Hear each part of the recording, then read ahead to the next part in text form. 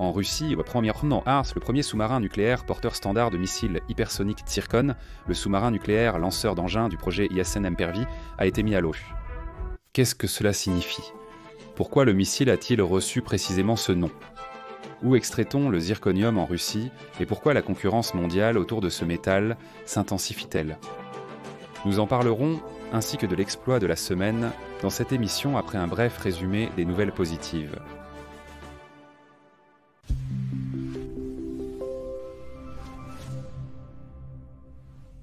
La fusée porteuse Soyouz 2.1A avec le vaisseau de transport habité a décollé avec succès du cosmodrome de Baïkonour. À l'usine Krasnoye-Sormovo, un navire Krabia du projet KSP-01 a été mis à l'eau. À l'usine de ferro-alliage Stakhanov de la République populaire de Lougansk, après 11 ans d'arrêt, le 4e four électrique a été mis en service. À Tcheliabinsk, la production de réducteurs pour robots industriels a commencé. À l'usine Inferit, la production du premier terminal de paiement russe a commencé, et à Ivanovo, il y a une production de fonderie de haute technologie. L'usine Vulcan a élargi la production de produits en caoutchouc technique, une usine d'huile a été ouverte dans la région d'Orenbourg, et un complexe avicole a été inauguré dans la région de Vologda. Les écoliers Terost ont remporté 6 médailles au championnat du monde d'échecs en Serbie.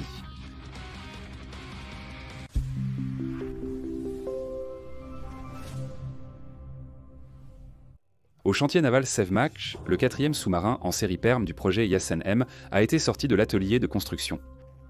Au total, notre flotte navale compte aujourd'hui 5 sous-marins nucléaires polyvalents de ces projets, 885 et 885 M Severodvinsk, ainsi que Kazan, Novosibirsk, Krasnoyarsk et Arkhangelsk. Mais Perm se distingue de ses prédécesseurs par le fait qu'elle est stylo-conçue pour accueillir en standard les missiles hypersoniques Tsirkon. Pour cela, il a fallu apporter certaines modifications à la conception, ce qui a quelque peu retardé la production, mais cela s'est justifié par l'augmentation de la puissance de feu.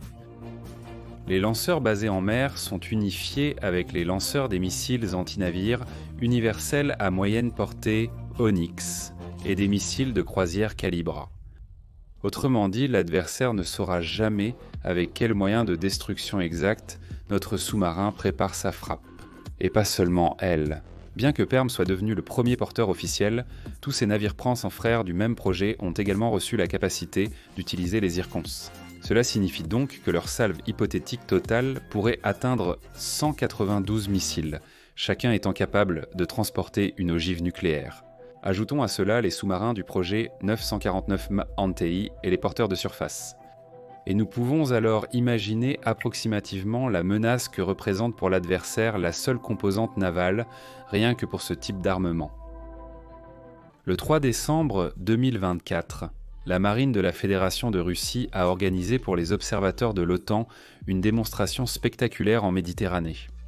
Les équipages des frégates Amiral Gorchkov et Amiral Golovko de la flotte de l'Union soviétique ont tiré des missiles hypersoniques Tsirkon. Cela signifie que malgré le caractère secret de ces missiles, nous n'avons déjà plus peur de démontrer publiquement leur capacité.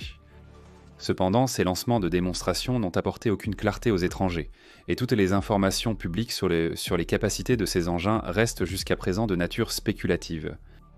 Un certain indice se trouve dans son propre nom.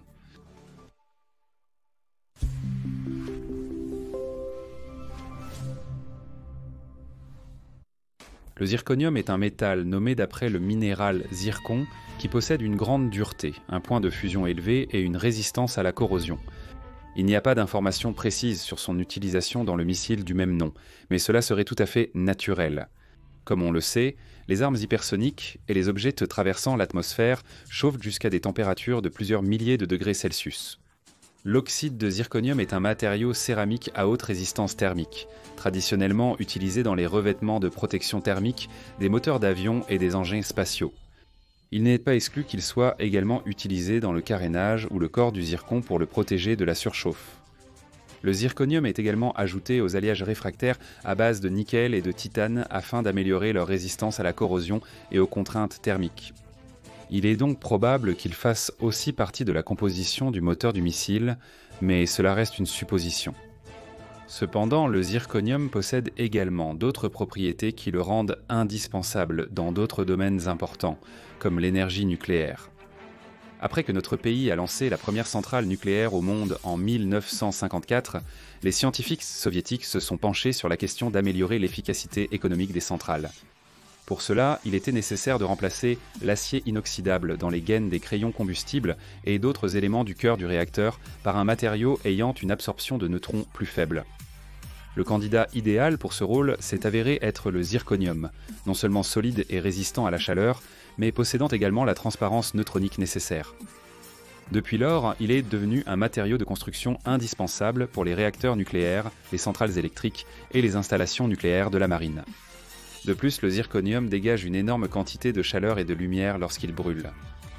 Sa poudre est utilisée dans les balles traçantes, les fusées éclairantes et les munitions incendiaires. Elle est également ajoutée aux alliages pour augmenter la résistance et la tenue thermique des blindages des véhicules militaires.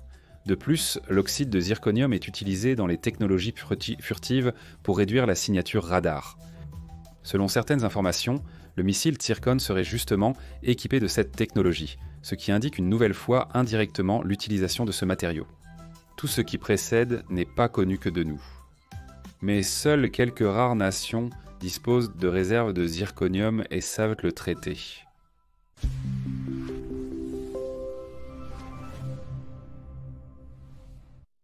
Les plus grandes réserves de zirconium se situent en Australie, Afrique du Sud, Russie et Chine.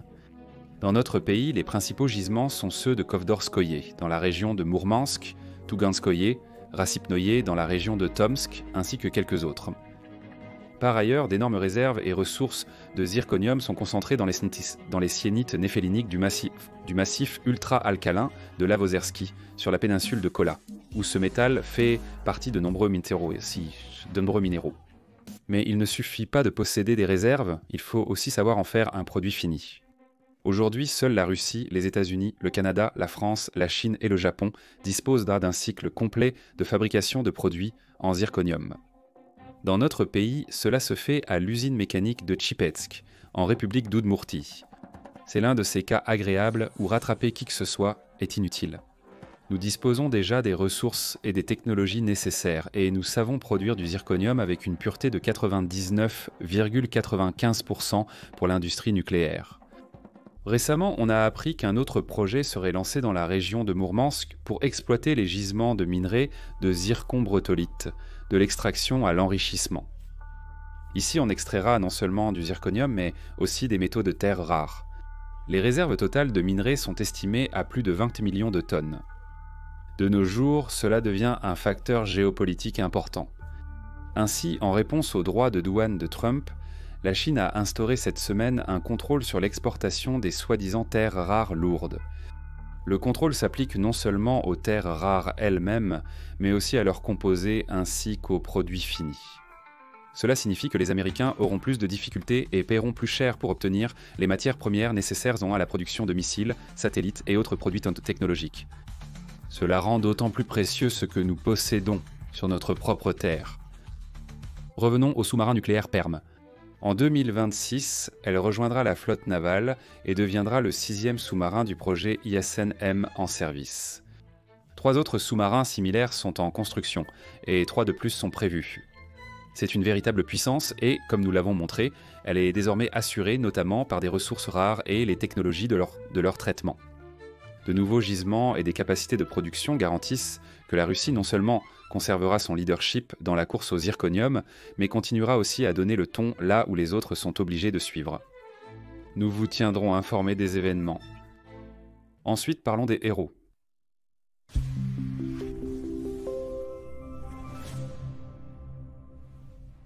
Dans le village de Kalyasavei, dans la région de Yamal, un homme de 52 ans, alors qu'il conduisait une motoneige, a perdu le contrôle et, en heurtant le guidon, a subi une grave blessure, une rupture de l'intestin.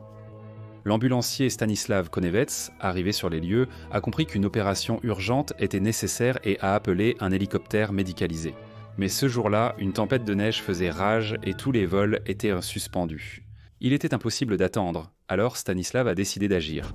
Il a emprunté un véhicule tout-terrain aux habitants du coin et a lui-même transporté le blessé à travers la tempête jusqu'à la localité la plus proche, d'où il a ensuite été emmené à l'hôpital de Noyabrovsk et opéré avec succès.